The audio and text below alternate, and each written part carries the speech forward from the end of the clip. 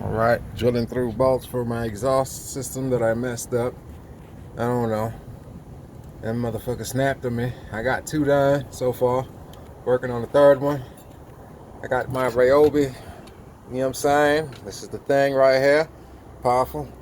And I got this diamond bit from Home Depot or Lowe's, one of them joints. You know what I'm saying? Not even a diamond bit. But this thing is something serious.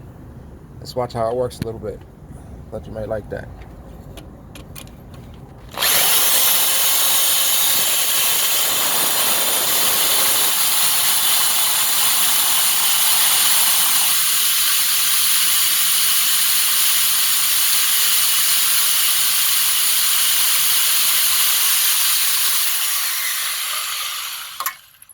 Absolutely shredding that bolt.